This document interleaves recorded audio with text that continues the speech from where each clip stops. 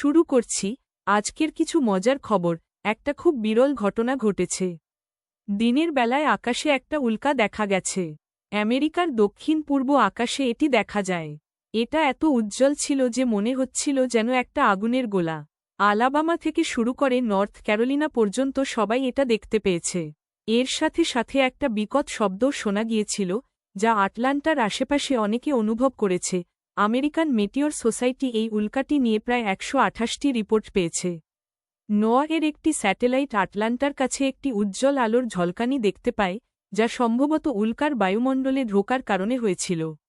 আবহাওয়া অফিসের কর্মকর্তারাও রাডার ও স্যাটেলাইটে এর চিহ্ন খুঁজে পেয়েছেন।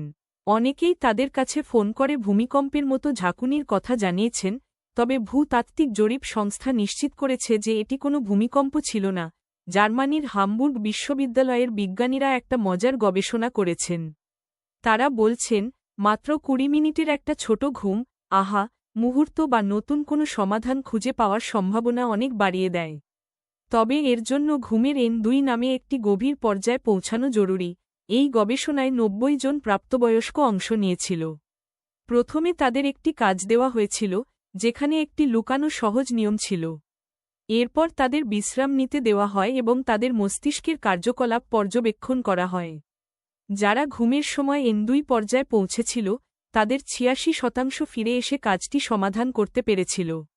অন্যদিকে যারা শুধু হালকা ঘুম N1 নিয়েছিল, তাদের মধ্যে 64% এবং যারা একেবারেই ঘুমায়নি, তাদের মধ্যে 55% সমাধান করতে পেরেছিল। এই গবেষণা থেকে বোঝা যায় যে অল্প সময়ের গভীর ঘুম আমাদের স্মৃতিশক্তিকে এমনভাবে সাজায়, যা হঠাৎ করে কোনো কিছু বুঝতে বা নতুন কিছু আবিষ্কার করতে সাহায্য করে। বিজ্ঞানীরা মনে করেন, কাজের জায়গায় বা পড়াশোনার সময় এই ধরনের ছোট ঘুম সৃজনশীল চিন্তাভাবনা বাড়াতে সাহায্য করতে পারে। যুক্তরাষ্ট্রের স্বাস্থ্য ও মানব সেবা সচিব রবার্ট এফ কেনেডি জুনিয়র একটি বড় সিদ্ধান্ত নিয়েছেন। তিনি centre for disease control and prevention (CDC) কে বলেছেন, যেন তারা আর পানীয় জলের সাথে ফ্লোরাইড মেশানোর কথা না বলে। দশকের পর দশক ধরে এই কাজটি দাঁতক্ষয় রোধ করতে করা হচ্ছিল। ফক্স নিউজের সাথে এক সাক্ষাৎকারে কেনেডি বলেছেন যে এই সিদ্ধান্তের ফলে হয়তো সামান্য বেশি দাঁত ক্ষয় হবে, বিশেষ করে গরিব শিশুদের মধ্যে। এলন মাস্ক আবার সতর্ক করেছেন যে জনসংখ্যা কমে যাওয়া মানবজাতির জন্য অতিরিক্ত জনসংখ্যা বৃদ্ধির চেয়ে বড় হুমকি। রক্ষণশীল ভাষ্যকার টাকার কার্লসনের সাথে এক সাক্ষাৎকারে তিনি বলেন, আগামী 20 বছরে বিশ্বের সবচেয়ে বড় সমস্যা হবে জনসংখ্যা কমে যাওয়া, বেড়ে যাওয়া নয়। তিনি আরও বলেন, সন্তান নিতে নিরুৎসাহিত করার প্রচারগুলো, প্রজনন বিরোধী প্রচার, এবং সভ্যতার আত্মহত্যার অংশ। টেসলা এবং স্পেসএক্সের প্রধান মনে করেন, সরকারগুলোর উচিত জনসংখ্যাকে একটি জাতীয় অগ্রাধিকার হিসেবে দেখা এবং এমন নীতি গ্রহণ করা যা পরিবারগুলোর জন্য সন্তান বড় করা সহজ করে তোলে। তিনি আরও বলেন, জনসংখ্যা স্থিতিশীল বা বাড়ন্ত না হলে পৃথিবীর সব নীতিই অর্থহীন হয়ে পড়বে। তার 11টি সন্তান আছে এবং তিনি বারবার এই বিষয়ে কথা বলেছেন। তার এই মন্তব্য অনেক উন্নত দেশের বর্তমান পরিস্থিতির সাথে মিলে যায়, যেখানে কর্মক্ষম মানুষের সংখ্যা কমতে শুরু করেছে।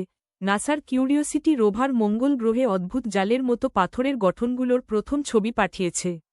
এগুলোকে বক্সওয়ার্ক বলা হচ্ছে। এই আঁকাবাঁকা, জালি আকৃতির পর্বতগুলো দেখতে মাকড়সার জালের মতো। এগুলো মঙ্গল গ্রহের ভূতাত্ত্বিক ইতিহাস সম্পর্কে গুরুত্বপূর্ণ তথ্য দিতে পারে। কিউরিওসিটি রোভার 15 থেকে 18 মে 2025 সালের মধ্যে এই বিশেষ জায়গার 291টি ছবি তুলেছে। এর পাশাপাশি নাসার পার্সিভারেন্স রোভারও জেজেরো গর্তে তার অনুসন্ধান চালিয়ে যাচ্ছে। 4 দশক পর ভারত আবার মানব মহাকাশযানে ফিরেছে। ভারতীয় বিমান বাহিনীর group captain Shubhanshu Shukla 25 June দুপুর 12:01 স্পেসএক্সের ফ্যালকন 9 রকেটে করে নাসার কেনেডি স্পেস সেন্টার থেকে যাত্রা শুরু করেন।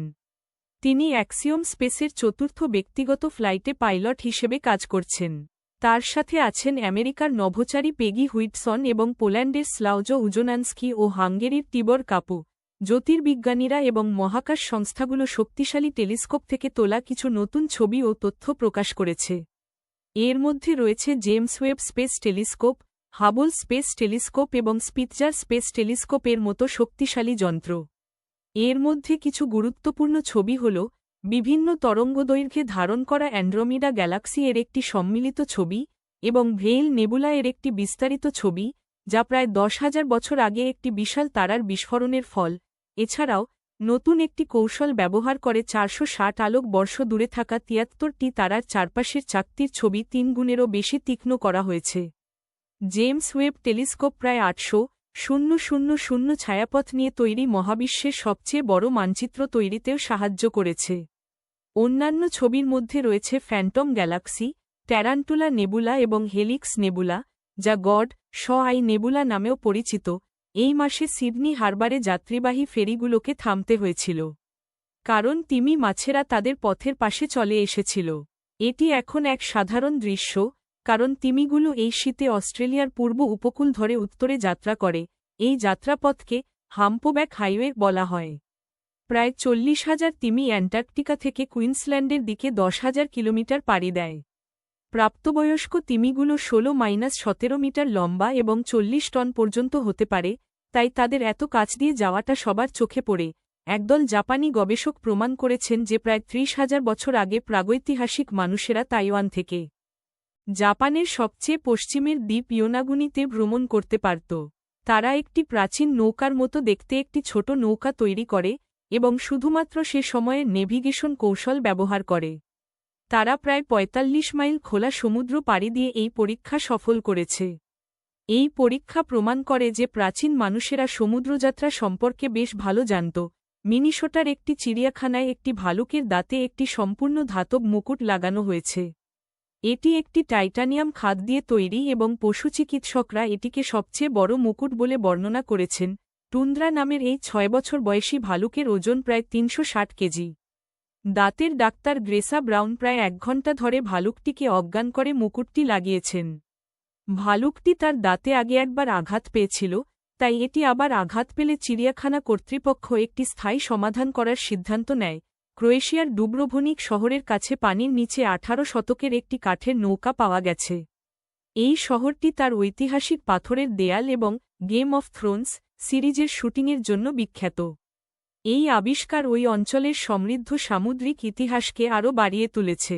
আরেকটি ঘটনায় একটি স্পেসফ্লাইট ক্যাপসুল প্রশান্ত মহাসাগরে ভেঙে পড়েছে বলে ধারণা করা হচ্ছে।